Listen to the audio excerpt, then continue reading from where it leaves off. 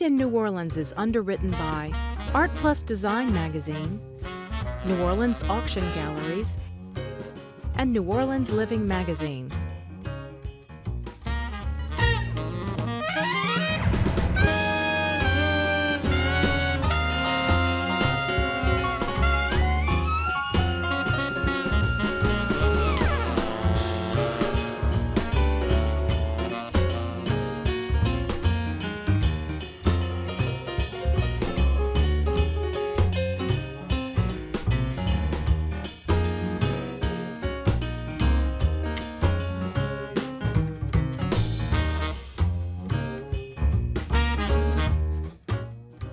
Hi folks, I'm Steve Martin and welcome to Made in New Orleans. Today we visit with artist Nicole Charbonnet and later we'll talk to artist Arlyn Jimenez. But first let's go to Nicole's studio in the Iris Channel. So take a look at this.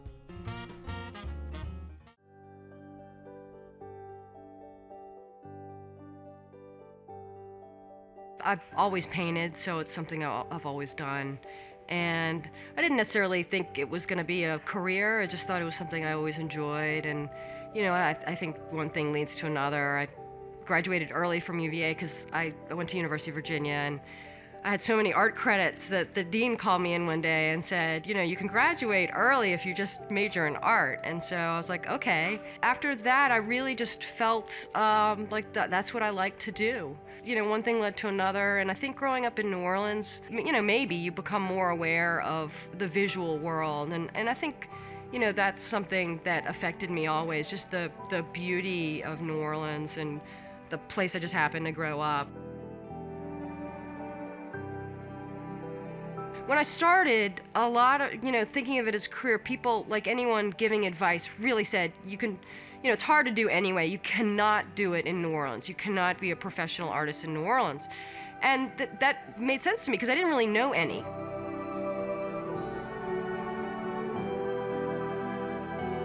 My work's evolved a lot, like I think any artist probably, but I used to just really paint what I saw in front of me. When I was young, it was really important for me to learn, you know, how to draw, how to paint the apple on the plate or whatever I was painting. So I really painted landscapes and still lives and people, and to me that was really fulfilling because I was learning how to do it. And then all of a sudden it became like you know, I was looking for more in art. I became enamored with Cubism, for example, where, you know, you have an apple on a plate, but you also have the third dimension of time where you're moving around the apple on the plate. And, you know, I wanted to emulate that in a certain way, not by copying Cubism, but by adding a new element to my work. So that's when I started with adding collage and found objects. I started looking around, and what really struck me visually were the old walls, you know, you walked by, or the old houses, and the layers of paint that you could see that really held the history of the house or the wall or the space. And to me, it really added another dimension. Just like Cubism adds the dimension of time, this added a dimension of time as well through layering.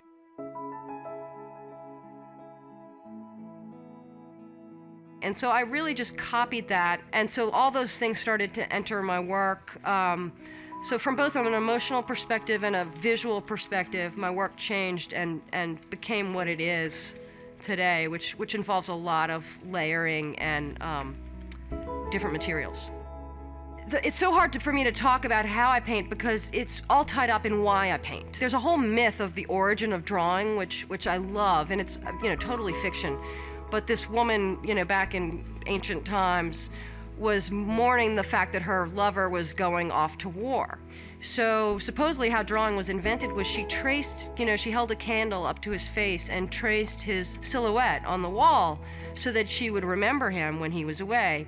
And to me, that's why I paint, that idea. And I think that really captures painting, drawing to me, because it shows that depiction is always tied up with memory, with loss, with love even, or, you know, a wealth of emotions. And I mean, when you think about it, you don't pick, you know, images are so important. You don't save a picture of someone you don't love or someone you don't sometimes you want to be or want to be with, or, you know, have some emotional connection to, even if it's imaginary. You know, a lot of people say their paintings are about light or, you know, about whatever, and I really think my paintings are about memory and the prevalence that that plays in our lives, whether we know it or not. I try to recreate how I see through making paintings. So when I think of an apple, or I see an apple, I also see the apples I've eaten before, the other fruit I might want to eat, a word that describes apple, or fabric print that has, some flowers in it that reminds me of an apple tree. So all those things I start to put in the work. So instead of just the image, there are words, there's fabric, there's, different layers, additive and subtractive. So I rip things off, I add things on. My process of painting imitates the process of vision. So that's how I work, just by adding layers and then adding paint and taking it off. Painting is just a metaphor for life and for psychology and for how everything works, both vision and emotions and everything. And so I just make that manifest visually, those ideas. We're back, and we're joined tonight by Nicole Charbonnet. Nicole, thanks for coming out tonight. Sure, thanks for having me. Let's talk about you and where you started in art here in New Orleans. You and I started way back, some time ago. Mm-hmm. So why don't you tell us a little bit about how things have changed in the city since then? Well, the city's just evolved fantastically, art-wise. And just like we were just talking about, there's a whole nother area to go look at art down in St. Claude, and that whole area is great. And just in my lifetime, you have galleries like Arthur Roger, and Julia Street has exploded. Your galleries on Julia, that just didn't exist in the 70s and 80s. So it's really great to see. And the expansion that's taking place is not limited to St. Claude and Julia. It's Magazine Streets, Ferret, it's Oak, sure. It's Mid-City. Yeah, I just don't get out all that much. So when I'm mainly excited about St. Claude because of the concentration of galleries there and the opportunities for younger artists to work. That right. To me is what makes a healthy art ecosystem. Well, tell us a little bit about the process of your art. We would like to know from a novice point of view, if somebody that didn't know too much about art, how would you describe how you make what you make? It's a complicated process only because I try to make my process emulate the process of vision, the process of memory. So I use a lot of materials, use a lot of collage. Collage just means layers of paper or fabric or whatever you're putting on. And I use plaster, marble dust, modeling paste. These are modeling paste is an acrylic medium. Right. That's a binder. And these layers are intended to emulate the countless ideas and emotions that we're bombarded with on a daily basis. And so just like you feel different things, you see different things all day, I'm putting different layers down on a canvas to build up a surface. To create a history. And to create to simulate the process of vision. Okay. And then you use different subject matter to populate these. Yeah, just creations. Like I take paper, my son's old homework, newspapers, letters, and put them in the painting. I also take images from our shared cultural memory, comic book figures, images from other artists' work, other paintings, film stills. Why that imagery? How do you go about picking or eliminating certain things? Like you said, comic book figures. So I know I've seen your Batman mm-hmm. piece and the Wonder Woman piece, and then you do flowers, and then you do other things. How do you choose that stuff? Is it just something that strikes you, or do you have? No, it's not just because it's visually interesting. I am looking for a certain. The initial thing I'm looking for is to bring someone into the painting. So nostalgia works in that way. If you recognize an image, it works on that level to draw you into the painting. The main reason I'm using these images, though, is for a political, for lack of a better word, purpose. A lot of the film stills I use are images, films made in the 50s and 60s, even 40s, John Ford films. They used a lot of cowboy imagery. And when I started that series, we had a cowboy president, and to me, using images from the past made our current political environments look old and tired, and that was my statement about that. So I use it for intellectual political reasons. So political statements are important to you in your art? I think art is never divorced from politics, but that's, you know, I've had arguments with other artists about that. But well, tell us a little bit about the you know, I know that a lot of your surfaces are distressed and have a very, it's like a New Orleans calling card. You know, it has that feel of the buildings that we have. It's like you've been it's elegant, it's decadent, it's decayed, it's, you know, it's everything New Orleans is. Maybe talk a little bit about that process and that type of work that you do. Yeah, all my work, again, involves that layering, fabric, paint, all sorts of things, images. And the purpose really is to create a history, just like the walls in New Orleans have a history, though you can see the color of the building was before. And I just feel like that's how we see the world. That's how we remember things, through the lens, the cloudy lens of our own perceptions, memories, desires. I don't think we really see in a pure, clear way. And so that's why my process really tries to mimic that process of memory. Right. Now, you've shown here in New Orleans for a long time, but you show in major galleries around the country. Tell us a little bit about all the different places that you've shown and where you may be showing now outside the city. I have a show coming up in New York. It opens February 20th. It's at Winston Wachter, which is on 25th in Chelsea. And that's my next show, so I've been working for that. Right. And locally, I show with Arthur Roger, and I've been showing with him for a while now, and he's just it's a great gallery, and he's a great gallerist to work with. I have galleries all over, some in California, Aspen, Sun Valley, Jackson Hole, a lot out west, Washington, D.C., Santa Fe, so a bunch of different places. How do you find New Orleans in comparison to the other places as far as being unique or similar, or how are you accepted in the other places as a New Orleans artist? You know, frankly, I don't really go to my shows in other places because I don't really, unless sometimes I do, but I go to New York and I really enjoy showing where I know people. So to me, the community that I've built up over years here, the art community I love, and the collectors, I've become friends with many of them, and I think the collectors are such a valuable make up a valuable aspect of the art community. New Orleans and New York are my favorite place to show. Okay. How does New York, because after Katrina, a lot of, I think, support came from New York to New Orleans in a lot of different ways, with some of the galleries, some of the collectors from up there coming down here with Prospect One and Dan Cameron and different people.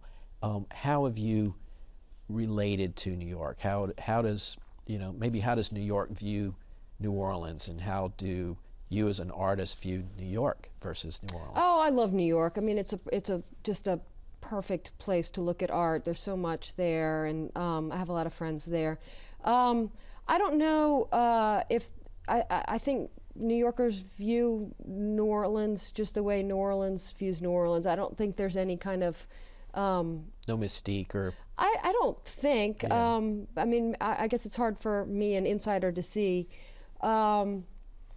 So I don't really know how to answer that question very well. How does New Orleans affect you? Maybe that's the way that we should. New have. Orleans affects me greatly, and in just so many ways. Just the beauty of the city, I think, is one reason I love being here. I love the people here. I love the slow pace of life, and there's so many things I like about it. Friendliness, so forth. Now, your studio is fantastic, and you just moved into it. You've kind of got a solar system, and it's a big open space. It's like a dream space for an artist. You've got lots of room, and you live there. But you do renovations, and you save buildings, and just did something where you moved a cottage that was going to be torn down, and you sold it to another artist. So tell us a little bit about that part of your life. Well, in a way, it's all the same. I mean, if my paintings are kind of archaeologically, excavations. At least that's what they look like. They look Right. kind of archaeological. I really do enjoy renovating buildings and that process. I did one with my ex-husband, the house he lives in, and that was really fun. And I think growing up in New Orleans, I grew up in a big old house in the Garden District, and Right. there was always, the front was always falling off, or something was always happening. So I love that process of renovation and somehow keeping the old, but maybe making it a little better as you move into the future. You've been a part of the gentrification of certain areas like Diamond Street. You had your studio there for a long time. Yeah. And tell us a little about how gentrification affects artists and areas. And we've talked about this in the past. Yeah, we have. I'm really happy to see that people are starting to realize the positive economic effects that artists have on A, communities, and B, just cities in general, architecturally and economically. And if you have, what I love to see on Diamond Street, what I loved about Diamond Street is still there. I mean, the warehouse district, you still have, people who work manual jobs at Bowlin Marine, and you have artists, and you have shopkeepers and restaurateurs, and the PRC's right there. And I love that mix. It was fun for me to work in a neighborhood like Right. that. So I'm hoping as gentrification proceeds that it doesn't reach some kind of tipping point where all you have are the gentry in a neighborhood. Right. And, I'll work hard to keep the Irish Channel from, I'm hoping, one project I really want to do is to do some art studios. And so Right. that artists, I have some studios that I rent out right now in my building, but I only have 2. So what I really want to do is a whole block of them. And Gotcha. That would be cool. yeah, it would be great. And it's So happening in we'll a lot see. of different places. When you approach the conservation of these buildings that you're doing, the renovations of them, do you approach it from a builder's point of view or from an artist's point of view? Definitely an artist's point of view, which makes it difficult to do very many of them because they're not very, lucrative. But it's great because I had, in this last project I had a lot of help. I had a great contractor, Renee Alcibo, a wonderful architect, and Wayne Troyer, and it was just a great project in general. So. Right. Well, the last building you got a write-up about in one of the magazines, PRC, I think, Preservation Resource Magazine, about this cottage that you saved, and then you sold it to Mac Ball, I believe, for his studio. And he has a great studio there now. It sounded really Yeah. cool. But let's talk about that support that gave that artist. Let's talk about how you view new artists coming into the city, how the local art community supports them or helps them. What do you think about what we're seeing change in art now, like the St. Claude area? We've seen a lot of change, but I'm hoping this is just the beginning. I think there can be a lot more. What I'm hearing now, at least from ex-students from Tulane, or I have a studio assistant now who just graduated from RISD, and she came down with some friends, and they're having a hard time finding affordable studio space and that works for them. And so Right. I think the city, there's some opportunities still to improve our infrastructure for artists, and I think the city would benefit in the end from doing that. It always does. Yeah, It's just what we talked about with the gentrification. I got to do one call out for your pig. He's awesome. Sure. Tell us a little bit about your farm. Yeah. Well, that was just, I don't know, it was kind of an accident. So I have a pig and 2 goats, and some chickens, along with the core family of dogs and cats. Right. So They're your company. Yeah. I think I just went through an empty nest syndrome when my son went to college. Gotcha. Well, tell us, do people come by your studio to see you, or is it just going to the galleries that represent you? How does someone find Nicole Charbonnet's work? The easiest place is to contact Arthur Roger Okay. Gallery, and if you want to come to the studio, he can organize that. Do you have a website that I do, NicoleCharbonnet.com. Nicole, thank you so much for coming tonight. Thanks for having me, Steve. You're welcome. We're going to take a short break, and we'll be right back with more Made in New Orleans. We're local and entertaining. WLAE, New Orleans Public Television.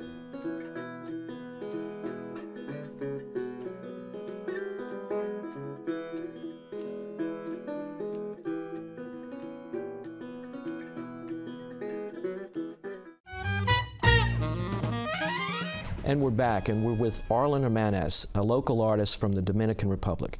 Arlyn, thanks for being here. Oh, thank you for having me. I'm glad you could come. Listen, you have a very unique background being from the Dominican Republic, Yeah. and that led, because of your childhood and where you grew up, to you being an artist. Can you tell us a little bit about how you were inspired as a child in the islands? Yeah, it's really interesting how I grew up in DR. I mean, and around my house, it's a lot of workshop about metal work, stuff like that. And usually, my mother, I remember like after school, I come back home making my homework. She tried to keep me busy all the time because she sees a lot of energy. Trouble. yeah, keep me out of trouble too. So when I was 13, 14, I started wearing like a big clothes to metal or stuff like that, because I always was curious about art, stuff like that. But I started, working. So you learned in the welding shops the value of the physical labor involved in the creation of it, the techniques involved. Okay? Yeah. Were you working with metal in the same way then as a child? Is that your inspiration? Is that what you're doing now? That's how this beautiful work comes about? Yeah. My side is more about recycling metal, stuff like that. And until I was in the Dominican Republic, I started doing different stuff, more like functionality, or like talking about handle, stuff like that, lamps, table, in the beginning. So later I started getting more contact with the sculpture metal, stuff like that. I mean, like really spontaneous stuff like that. Right. But now you went to college in Santo Domingo in art, right? Casa Chabon, yeah. Okay. I was there.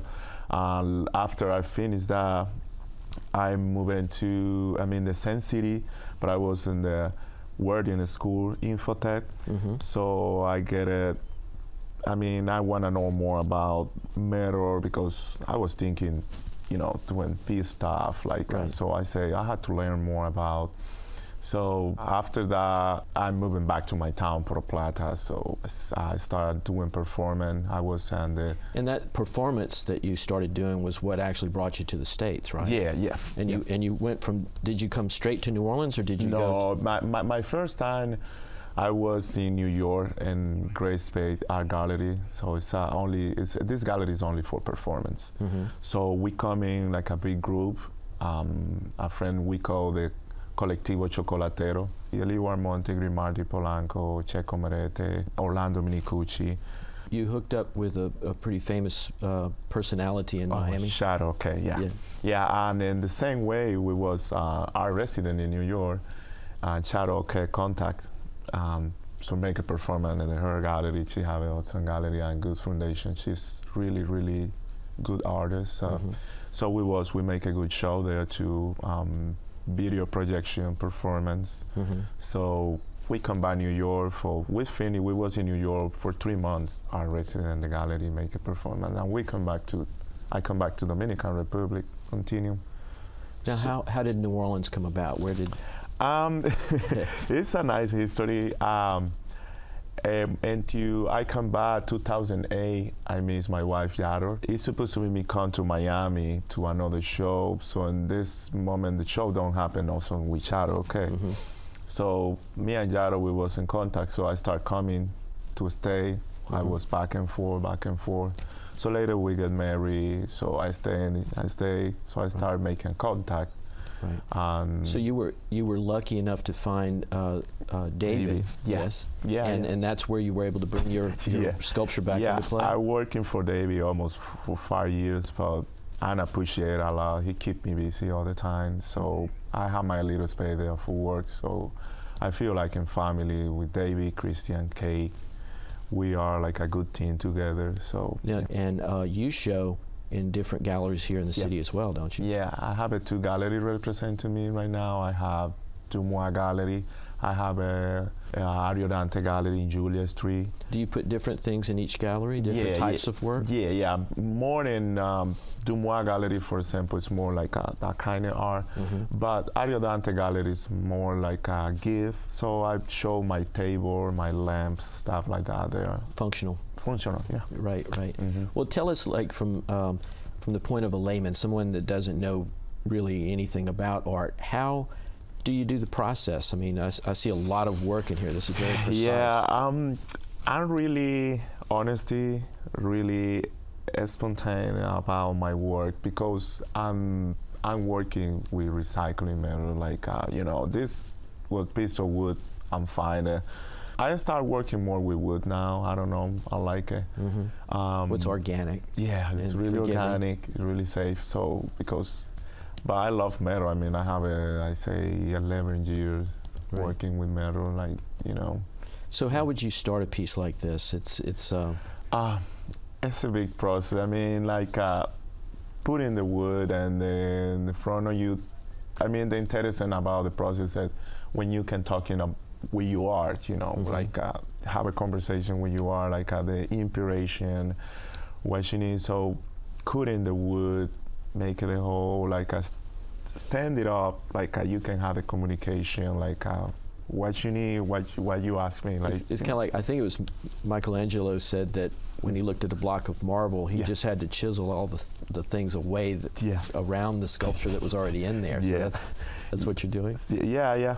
New Orleans is really easy. You find the stuff. Like I live in jumping different places. I have a lot of friends with wood shop, really interesting. And sometimes they call me, hey, Arlyn, I have this for you. I go pick you up. Like we make a trace and sometimes for a piece of wood, really old wood. So and also I start like by wood tours now. Like I don't know. I'm really curious because, you know, I like it. And it speaks to you, and you speak back to it very well. Yeah.